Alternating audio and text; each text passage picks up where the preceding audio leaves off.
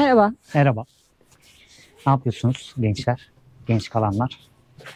Ruhu genç olan Biz dostlar. yokken neler yaptınız? Ben gördüm, hepsi çok eğlendi. Bize Biz- bakıp eğlendiler. Biz koşturduk bolca Bursa'da aile işleri. Git gel. Oraya git, buraya gel. Koştur, koştur, koştur. Günler geçti. Evet, şimdi de benim annemin evindeyiz. Evet. Nereye gidiyoruz? Nereye gidiyoruz? Hemen gösterelim şöyle size. Karavana doğru gidiyoruz. Bakalım karavanda neler yapmışız. Evet, neler yapmışız, neler etmişiz. Hadi bakalım. Şimdi ilk önce şunu gönül rahatlığıyla söyleyebilirim ki ben kilitleri bozdum. Evet, sürgülü kapı normal anahtarla açılmıyor artık. Evet. Buyurun. Buyurun. Efendim. Buyurun, buyurun. Buyurun. Bakalım neler yapmışız. Ta ta ta tam. Her yeri dağıtmışız öncelikle. Hatta ışıkları açayım. Şöyle. Her yerin. Bir de şurayı açayım. Her tarafımız aydınlık olsun. Banyomuzu kapatalım. Orası çok Orası kötü şu çok an. dağınık, evet. Evet, şöyle alabiliriz. Sen o kadar önünde duruyorsun ki ben hiçbir yeri gösteremedim. Mutfak kaçtı. böyle. Yatağın üstü böyle. Buralar her yerler dağınık. Yani hiçbir şey yapmamışız anlayacağınız. Hatta ön bölümün parçaları da buralarda duruyor. Evet, motor kapağı. Bu ön göğüs konsolu. Bu da akünün kapağı. Her taraf perfecto bir yerlerde. Şimdi aracın dışından mı anlatayım neler Bence dışarıda yaptığımızı? anlatalım. O zaman hadi gel Arka taraf dışarı. böyle arkadaşlar. Evet. Önceki dur gitme. Gitme be ya. Of. Önceki videoda bahsetmiştik ya, arka tarafta yok yenilik yapacağız, yok boya yapacağız, bilmem ne yapacağız. Hiçbirini yapmadık. Hiçbirini yapmadık. Aracın arızasından bahsetmiştik biliyorsunuz. Onunla ilgili de hiçbir şey yapmadık. Ama arıza ile ilgili öncesinde neler yaptık? Onlardan bahsedelim. Evet, şimdi onlardan bahsedelim ben size.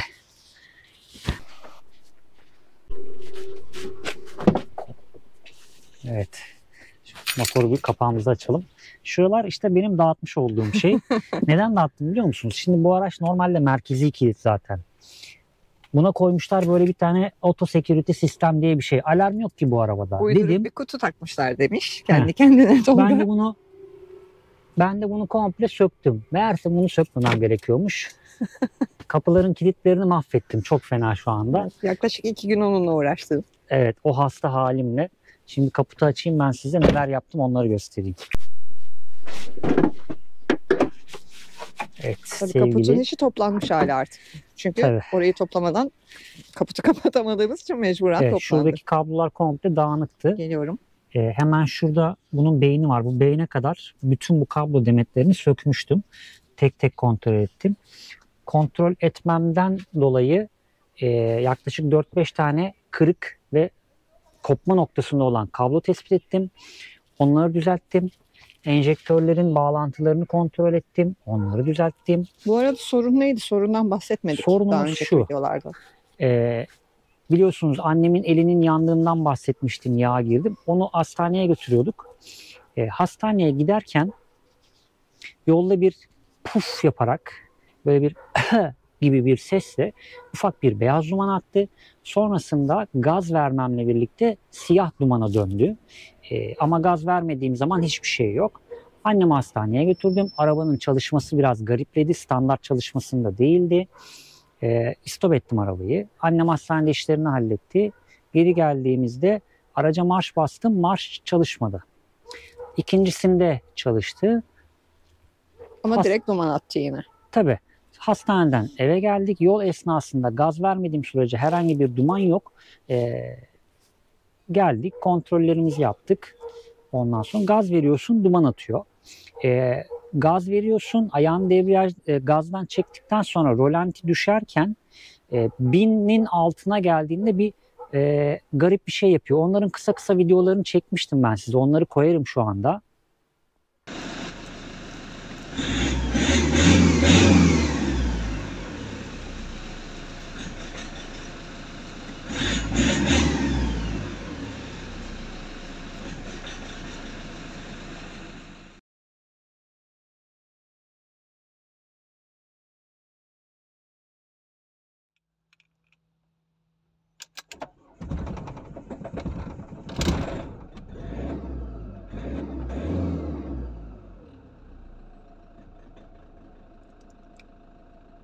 anda. İşte duydunuz ya da duymadınız bilmiyorum. İşte böyle garip bir ses veriyor. Sonra baktık mazot ve hava akış kısmından bir gariplik olabileceğini tespit ettik. Hava filtresini kontrol ettim. Hava filtresinin durumu çok kötüydü. Onun da size fotoğrafını gösteriyorum şu anda. Çok çamurlu, ıslanmış gibi bir haldeydi. Nemli, Hı hı. nemli gibi bir hali vardı. Ondan sonra hava filtresini aldık, değiştirdik. Sonra yine genel kontrolleri yaptım. Bunun hava filtresi kutusu burada. Şu arkadaş yenilendi. Evet, sigorta kutularını kontrol ettik. Hem iç hem dış. Onlara baktık. Onlarda da bir sorun yoktu. Sonrasında yaptığımız şey marş basmak oldu. Ve çalıştı. Ve dumana.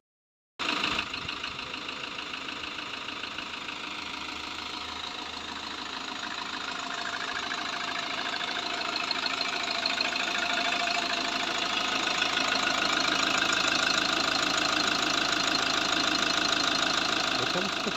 Ve duman atmadı. Duman atmadı. Sonra biz bir sevin. Tabii şöyle bir iki tur yaptım falan. Yine duman atmadı. Arabayı sıkıştırdım. Yine duman atmadı. Tabii biz Gülden'in dediği gibi çok sevindik bu duruma. Şöyle senin de sevincini alayım. Senin de sevincin. Evet, çünkü biz o hafta sonu, yani Bursa'ya geldiğimiz ilk haftaydı bu. O hafta sonu kampa gidecektik Evet, arkadaşlarla arkadaşlarımızla. sözleştik hatta. Bir gün öncesinde karavan oldu diye ve çok ucuz çözdük diye çok sevinmişken ertesi sabah bütün eşyalarımızı indirdik. Evet. Yola çıkacağımız anda tam marşa bir bastık, yeniden siyah Yeniden duman. kara duman. Yeniden kara duman. Maalesef. O yüzden Sevincimiz hareket çok edemedik. kısa sürdü. O yüzden hareket edemedik. Şöyle yapayım da karavan ve sen daha net gözük. Evet. Yani mevzu öyle. O olaydan sonra da işte bizim hastalıklar, Max'in rahatsızlanması, Sensörleri Benim- kontrol ettin, onları da söylemedim bence. neyleri? Sensörleri Ha, evet. sökücün temizledin. Sensörler söküldü, temizlendi. MAP sensörü temizlendi. Ondan Onlardan sonra da yine aynı şeyi yaşadık. Yani kısa bir süreliğine duman atmayı kesiyor ama işte bir ikinci denemede yine dumanla karşılaştık ve en sonunda pes ettik. Dedik ki biz bununla daha fazla uğraşmayalım. Evet. Karavan böyle kaldı. Bıraktık. Çünkü yapabileceğimiz kontrollerin hepsini yaptık. Hatta şey aldık. Arıza tespit cihazı Evet. aldık. Onunla baktık. O da sadece turbo basınç sensörü hatası verdi. Ondan sonra ama onları da baktık, kontrol ettik. O kablo hattını beyne kadar takip ettik. Herhangi bir problem söz konusu değil. Ondan sonra biz de dedik ki bırakalım. Mecburen servise gidecek araç. Biz bu dönemde işlerimiz çok fazla olduğu için onunla ilgilenemedik. Maddi durumlar yüzünden de birazcık ertelemek zorunda kaldık. Birazcık para biriktirdik. Şimdi servise gideceğiz. Ama servisle ilgili de ufak bir sorunumuz var. Onu içeride anlatalım bence. Hadi geçelim. Siteye jandarma gelmiş. Şehir Evet. hayatı çok aksiyonlu. Hep bir Evet. kalabalık, hep bir şeyler. Hep bir olaylar. Işıkları yanıyor Buyurun. site kapısında. Gel. Dışarıdan şurayı da açtım, orayı da açtım. Aydınlıkta oturalım. Kapıyı çekelim Şöyle birazcık istersen. çekeceğim kapıyı. Araçların sesi çok geliyor. Şuraya bir tutam koyayım. Hadi. Ah, Şimdi servisle ilgili sıkıntımız şu. Bizim Bursa'da çok güvendiğimiz, işini çok iyi yapan bir servisimiz vardı. Gözümüz kapalı gidiyorduk her şekilde. Ama biz bu tura başlamadan önce, hı hı. tura başlamadan önceydi değil mi? Yok, Hayır, turun başında. Tura ilk çıktığımızda, kıyı ve sınır şeridi turuna ilk çıktığımızda, İzmir bölgelerine geldiğimizde birçoğunuz buna tanık oldu. Birçoğunuz diğer videolarımızda bundan çok fazla bahsettiğimiz için oradan haberdarsınız. Yeni abonelerimiz bilmiyorlardır muhtemelen. Karaburun'a geldiğimizde motor bloğumuz kulak kırdı. Şöyle gördüğünüz üzere içeriye vida atmışlar. Somun yuvası olmadığı için. Şunun da hali çok iç açıcı değil. Yamuk olanınki. İç açıcı değil. Bunun da sebebi daha sonra da bizim yaptığımız incelemelerden sonrasında bulduğumuz sebep servisin yetersiz müdahalesi. Bizim işte sağ kulak bağlantınız kötüydü, sağ kulak değişti diye bize söylemelerine rağmen kulak bağlantısını değiştirmedikleri, sadece kulağı değiştirdikleri ortaya çıktı. Ve kulağın yuvası da vidayı tutmadığı için motor bloğu aşağı, kulak kırılınca motor bloğu aşağıya doğru düştü ve bize çok ciddi bir masraf açıldı. Böyle basit bir sebepten dolayı. O yüzden o servise gitmekten çok emin değiliz şu an. Hatta gitmeyi düşünmüyoruz. Evet. O yüzden servis arayışımız var. Birkaç kişiyle konuştuk ama bizim istediğimiz şey şu. Servisin sadece PSA grubu araçlarına bakıyor olması lazım ki bu araçlarda doğabilecek bütün problemlere hakim olmaları gerekiyor. Mantık yürüterek herhangi bir şeyi çözmekten ziyade abi bunlar şu sebepten dolayı oluyor. Bunun kesin problemi budur demesi lazım ki biz de gönül rahatlığıyla aracımızı onlara emanet edelim. Bu konuda ben çok kıl bir insanım çünkü. İşi bilen, geçiştirmeyecek, çözüm üretecek. Yani geçiştirmeyecek derken önceki arızada yaşadığımız sorunda olduğu gibi orayı uydur kaydır yapmayacak, doğru düzgün yapacak bir servis arayışımız bulunmaktadır. Bursa civarında varsa böyle bildiğiniz, güvendiğiniz, tecrübe ettiğiniz en azından yerleri bize tavsiye ederseniz çok memnun oluruz. Aralarından deneme yanılma, araştırmayla, seçebiliriz birisini çünkü yani ben çok eminim bu servisten işlerini kesinlikle çok düzgün yapıyor. Ben sürekli buraya gidiyorum gibi tecrübeleriniz varsa önerilerinizi yorumlarda bekleriz. Instagram'dan da yazabilirsiniz. Evet, mutlaka yazın çünkü Bursa'da tamam sanayi şehri, daha fazla alternatif var ama çok daha fazla da işini layıkıyla yapmayan insan var maalesef. Hele ki şu dönemde. Herkes usta olunca herkes usta olmuyor. Eli tornavida tutan usta oldu ve şöyle de bir sıkıntı var. Aracı karavan olarak gördüklerinde maalesef gözlerine dolar işareti beliriyor. Böyle hani patlıyor bu dolar işareti. Bunun farkına varıyorsunuz. Hani ben daha öyle bir serviste istemiyorum. Bunu yaşadık. Karavanı yapmadan önce panel varken gittiğimiz servis bizi aracı karavan yapımından sonra gördüğü gibi aynen öyle Tolga'nın dediği gibi böyle gözlerindeki ışık değişti ve fiyat olarak da neredeyse 3 katı kadar fiyat aldı sonrasında. Çok. Malum işçilikler de çok yüksek. Biz para bulma kaynağımız da zaten çok sıkıntılı süreçler yaşadığımız için mevcut bulduğumuz o 3 kuruş parayı da herkese serpmek istemiyoruz yani. Tabii çözüm üretecek ve işini düzgün yapacak insanlar para kazansın. Bizim de aklımız kalmasın. Bir daha sorun yaşayacak mıyız, yaşamayacak mıyız çekincesi olmasın istiyoruz haliyle. Çünkü Trabzon'daki arıza durumundan sonra, oraya yatırdığımız paradan sonra bu gerçekten bizim belimizi birazcık büktü. Biraz zor toparladık. Bakalım servise gideceğiz. Servise gittikten sonra muhtemelen çok kısa sürede çözülecek araç. Ya ben çok büyük bir problem olduğunu düşünmüyorum. Birkaç arkadaşla yazıştık bu konuyu. Enjektör diyorlar ama bizim enjektörlerimiz bu tura çıkmadan önce yani yaklaşık olarak 10.000 kilometre önce değişti. Evet. Sıfır boş marka enjektörlerle değişti. Yani 1,5 yılda sadece 10.000 kilometrede o sıfır değişmiş enjektörlerin problem çıkartabileceğini düşünmüyorum. Ayrıca yakıt aldığımız yer sabit. Evet. Hani kirli yakıt o bu gibi bir seçenek direkt eliyoruz zaten onu. Çünkü biz yıllardır motosiklet hayatımızda da aynı şekilde olmak üzere hep aynı istasyon markasından yakıt alıyoruz. Evet, değiştirmiyoruz. Şey diyecektim. O enjektörleri değiştirmeden önce enjektörlerle ilgili bir problem yaşamıştık zaten hatırlıyorsan. Evet. 2 enjektörde galiba problem vardı ve aracın verdiği tepkilerle şu andaki arızanın tepkileri aynı değil. Değil, kesinlikle İkincisi değil. şeye de değinmek istiyorum. Mesela turbo hortumu diyen çok oldu biz bu arıza yaşadığımızda Instagram paylaşımları ve önceki videolarda bahsettiğimizde. O da değil. Onu da daha önce tecrübe ettik. O da değil. Yani aracın tepkimeleri çok farklı o olaylardan. O yüzden onlar olduğunu düşünmüyoruz. Muhtemelen sensörlerle ilgili bir şeyler var gibi geliyor. Onları da bizim alıp yenilememiz ve ulaşabilir alanlarda olmadığı için çok da müdahale etmek istemedik artık. Artık servis. Yani işi bilen birine bırak. Biz genel bir baktık, yapabileceğimizi yaptık. Hani bundan sonrası daha çok teknik tarafa giriyor, mekanik tarafa girecek.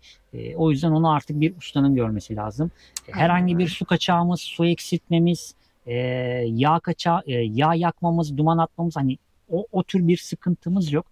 Yaşadığımız tek sıkıntı birkaç defa 3 kilometrelik bir rampada 3000 devre yakın sürerek devam ettik ki bu aslında yük taşıyan bu tarz araçlar için bu devirler, bu sıkıştırmalar kesinlikle hiçbir şey ve özellikle aracın yaşı gereği zaten sıkıştırmadan kullanıyoruz biz aracı, biliyorsunuz. Karavanı sıkıştırmadan kullanıyoruz zaten. Hani bu yüzden kaynaklandığını düşünmüyorum ben.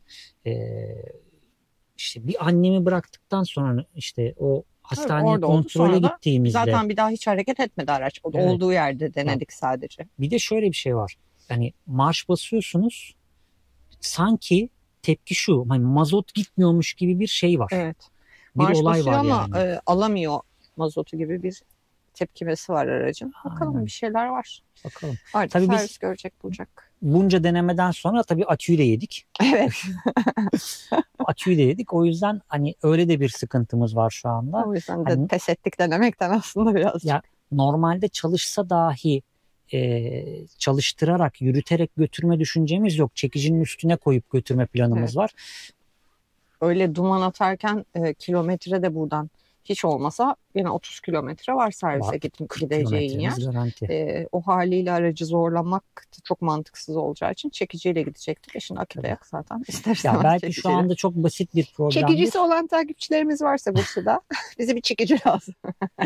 Ya belki çok basit bir problemdir Tabii. ama aracı sürmeye devam ettiğin zaman problem büyüyebilir mantığıyla Aynen. ben çekiciyle gitme taraftarıyım.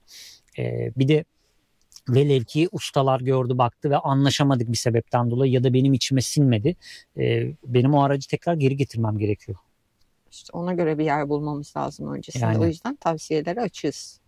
O yüzden yani bizde durumlar böyle. Bu ara bir Ankara'ya taşınma olayımız var. Taşınma derken gidip gelme olayımız var.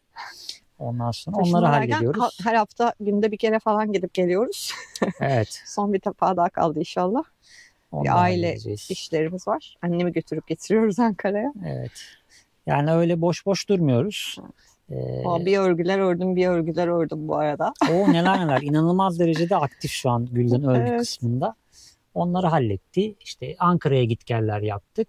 Ankara'ya gitgellerden sonra bir ev taşıma mevzumuz var. Annesinin evini taşıyacağız. Ondan sonra birazcık daha Bursa'da işimiz var yani ama bu esnada karavanı yaptırabilirsek bir sonraki videoya kadar sonra sizi biraz Bursa doğasıyla artık gezelim gerçekten. Hem bize hem size çok iyi gelecektir eminim. Bize çok fazla iyi geleceğine eminim çünkü biz 1,5 ay oldu mu biz? Tabii. 1,5 aydır karavansız halde işte bir benim anneme gidiyoruz, bir senin annene. Evet. Vallahi. Çok zor. Şehir hayatı çok zor arkadaşlar. Hiç kimseye tavsiye etmiyoruz dostlar. Aşırı kalabalık, aşırı gürültülü. Minibüse bindim yıllar sonra ben. Yıllar sonra minibüse bindim. Hazır Bursa'dayken dedik ki evrak işlerimizi halledelim. Evet. Mesela ehliyetlerimizin yenilenmesi gerekiyordu. Onları hallettik. O arada sağlık raporu falan almak gerekirken minibüste gittik şeye. Sağlık ocağına. Bu arada şeyin çok saçmalığını yaşıyoruz. Mesela biz karavanda yaşıyoruz biliyorsunuz. Sabit bir adresimiz yok. Ama bu tür evrak işlemleri için, devlet işlemleri için, kamu işlemleri için sizden sabit adres istiyorlar. Evet, maalesef. Mecburen annemizin evinde misafir olarak orada ikamet göstermek zorunda kalıyoruz. Ama bize göre bu çok saçma. Aracın plakası yazılabilir sabit adres olarak.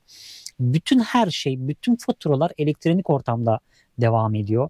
Yani bu neden hala böyle bir boşluk var? Mesela banka işlemlerinde bununla ilgili sorun yaşamıyoruz. Evet. Bankada çünkü online olarak her şeyi halledebiliyorsun. Mesela kartlarımızın süresi bitmişti bizim.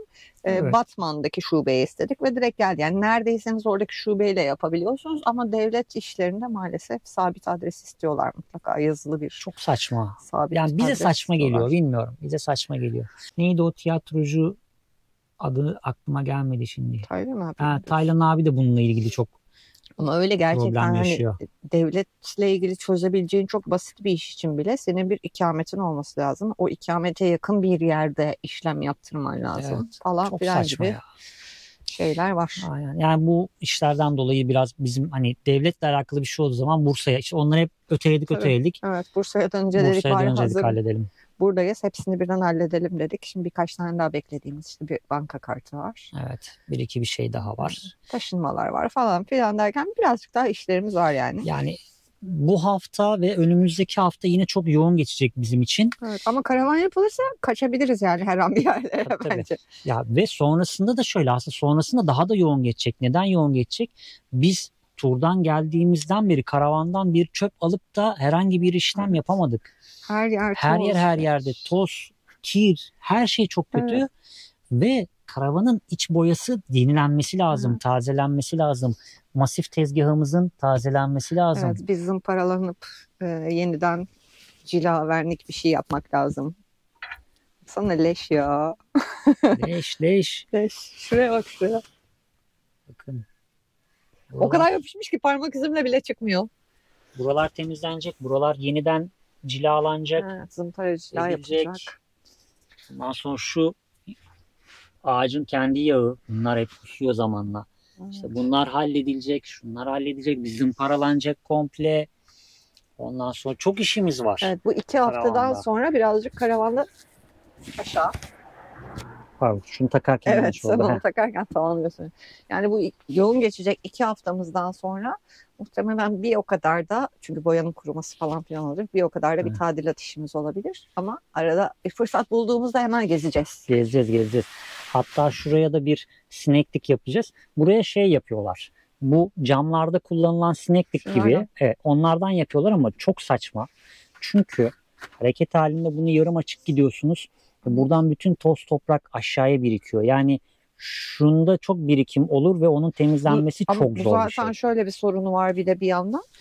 Yukarıdan yarım açtığını düşünürsen içeri rüzgar basınçlı olarak giriyor ve bunlar basınçlı rüzgara dayanmıyor biliyorsun. Aynen öyle. Kenarlar açılıyor direkt. Aynen O öyle. yüzden oraya farklı bir şey düşünüyoruz. Bakalım Oraya- Bursa'dayken onu da çözeriz muhtemelen. Oraya Anlatma. anlatmıyorum. Anlatma, sen her şeyi en baştan anlatıyorsun. O videoda izleyecekler. Güzel bir şey düşünüyoruz oraya. Böyle havalandırma camı olan arkadaşlar varsa güzel bir örnek olacak. Evet. Yani bu tarz acil çıkış kullanan insanlara çok Evet. güzel bir örnek Çünkü olacak. yapılmamış bir şey. Evet. Biz Çok yapacağız. pratik, çok kullanışlı olacak. Acayip de işe yarayacak bir şey olacak.